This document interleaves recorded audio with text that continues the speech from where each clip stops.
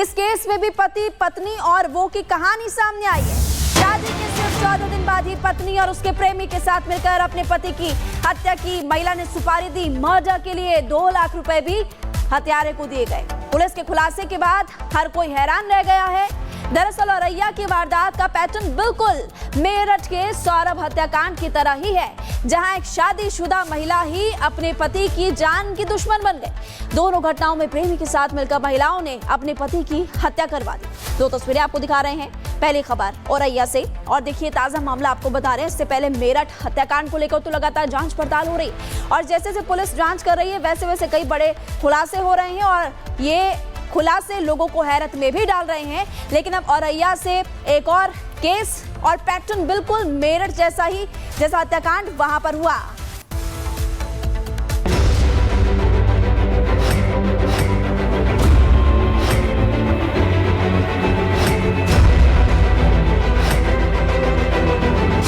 मेरठ की मुस्कान का खौफनाक चेहरा पूरे देश ने देखा, लेकिन मुस्कान जैसी खौफनाक फितरत वाली कई और भी महिलाएं यहाँ मौजूद हैं।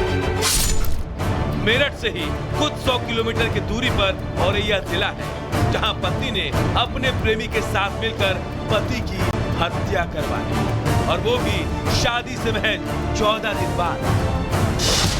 बीते 19 मार्च को पालिया गांव में गेहूं के खेत में दिलीप नाम का शख्स घायल हालत में मिला।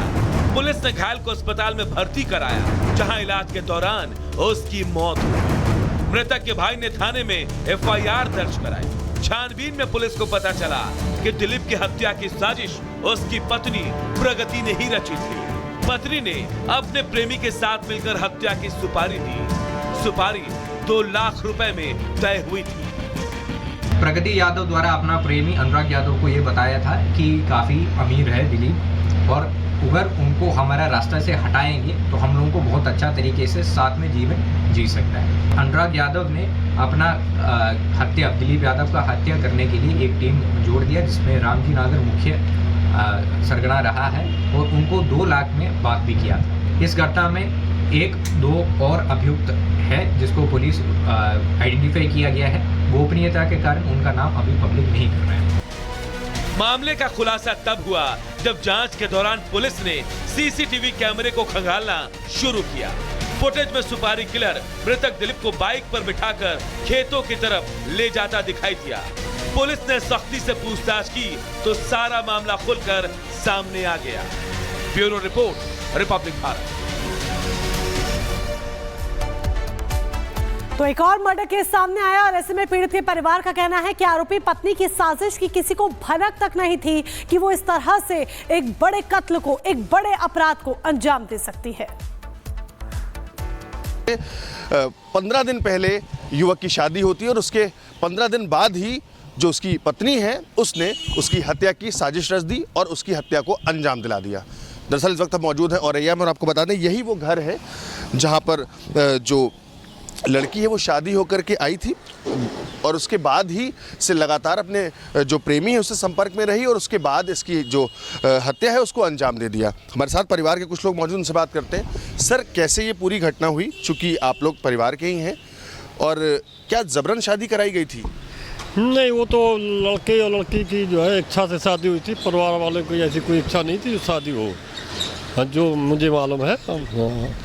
और ये लोग रहने वाले तो मैनपुरी के हैं, नगला दीपा, और हम लोग यहाँ बहुत टाइम से रह रहे हैं, 10 साल से किराए के मकान भी लोग रहते हैं। तो हम लोगों का आपसी संबंध बढ़िया है, पारिवारिक जैसे संबंध हैं। तो परिवार वालों की इच्छा नहीं थी कि ये शादी हो, लेकिन वो बच्चे की शादी पूरी सहमति से शादी हुई। अच्छा, क्या इन दोनों की सहमति से? क्योंकि कई जगह ये स्टेटमेंट आ रही है कि जो शादी है ये जबरन कराई गई थी, उसका मन नहीं। ऐसा तो कुछ भी नहीं है। जो शादी हुई है ये अपनी मर्जी से शादी हुई थी। इन लोगों का प्रेम प्रसंग था, जो भी था मर्जी से शादी हुई थी। लड़के के परिवार वाले भी एग्री नहीं थे शादी के लिए, लेकिन फिर लड़के की मर्जी को देखते हुए फिर वो लोग एग्री हो गए। इससे बड़ी घटना क्या हो सकती है भाई? आदमी किस पे भरोसा करेगा? फिर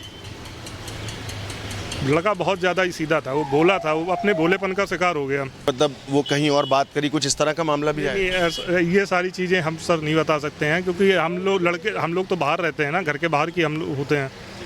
मतलब है तो घर के परिवार का हिस्सा, लेकिन रहेंगे तो घर के बाहर ही। ये सारी चीज़ें नहीं। अभी तो शादी के दिन ही कितने हुए थे, 5 ही 7 दिन तो ससुराल में रही है ना अभी।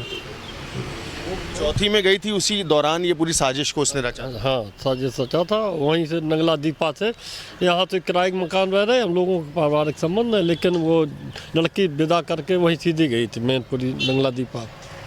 वहीं से सब साथ से चलती रही, जैसा कि जो है पुलिस ने खुलासा किया है कि इनका मोबाइल से संपर्क बना रहा है।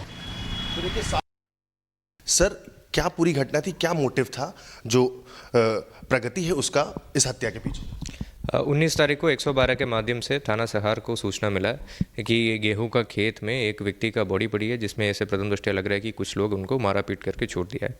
उनको फिर इलाज के हेतु लेके गया था। इलाज के दौरान उनको मृत्यु भी बाद में हो गया था। इस संबंध में अपराध संख्या 44/25 पंजीकृत गया था अज्ञात लोगों के खिलाफ। एकदम ब्लाइंड मर्डर केस था। जनपद औरैया का एसओजी और सहार थाने का संयुक्त टीम द्वारा इसका सफल खुलासा किया। तो ऑपरेशन त्रिनेत्र के तहत जो सीसीटीवी कैमरास जो हम लोग लगवाया था, उसमें एक जगह पे एक फुटेज हमको मिला कि कुछ लोग जो मृतक है दिलीप यादव, उनको साथ में बाइक में बिठा के ले जाते वक्त, तो उसी का सहारा लेके हम लोग आइडेंटिफाई किया कि उसमें से एक व्यक्ति जिसका नाम रामजी नागर है, उनको ट्रैक करते हुए हम लोग उनको जब पकड़ा, उनके साथ एक और व्यक्ति था, उनका नाम था अनुराग यादव, जो कि मृतक दिलीप यादव का पत्नी प्रगति यादव का प्रेमी और एक ही गांव का रहने वाला था। तो पूरा घटना में गहराई से पूछताछ करने पर यह पता चला कि प्रगति यादव को अनुराग यादव से ही के साथ रहना था और कोई इच्छा नहीं था अपना पति दिलीप यादव के साथ रहने के लिए। तो पहले से ही इन लोगों को प्लानिंग था, बट अनुराग यादव का आर्थिक स्थिति उतना ठीक नहीं था। तो प्राइमरी मोटिव ये था कि शादी के बाद अगर पति का देहांत हो जाता है तो उनका जो संपत्ति है, जो उनके जो हिस्सा है प्रॉपर्टीज़ में, वो मिल जाता है और वो मिलने के बाद अपना प्रेमी के साथ सुकून से एक जीवन जी सकता है। तो इसी को लेके उन्होंने पूरा प्लानिंग किया और ये घटना घटित किया। सर, पूछताछ में क्या लग रहा है, इसकी जो आपराधिक मानसिकता थी वो मतलब पूरा प्री प्लान्ड वे था इसका, कैसे इसने एग्जीक्यूट किया? बेसिकली इसमें ऐसे था कि जो पत्नी प्रगति यादव है अपना प्रेमी को बताया कि हम लोग साथ में रह लेंगे, हमको अगर पैसा आ जाएंगे तो सुकून से ले लेंगे। और फिर अनुराग यादव ने पूरा सेटिंग किया। एक अपराधी है रामजी यादव, उनको उनके साथ बातचीत किया 2 लाख में, और प्रगति यादव द्वारा जो शादी में जो पैसा उनको मिला उसमें से 1 लाख रुपए एडवांस के तौर पे इनके अनुराग के माध्यम से उन लोगों को भिजवाया भी दिया था। और कुछ और लोग आइडेंटिफाई हो गए। इस समय हम लोग उनका नाम गोपनीय रख रहे हैं, जो भी ये घटना में शामिल रहा, और सब लोग ने मिलकर उनका हत्या कर दिया। सर, जैसा कि आपने बताया एक किलर को हायर किया जाता है, तो क्या इसमें और भी लोग इन्वॉल्व हैं इस पूरी घटनाक्रम में इनके साथ? अभी तक तो जांच में कुछ और नाम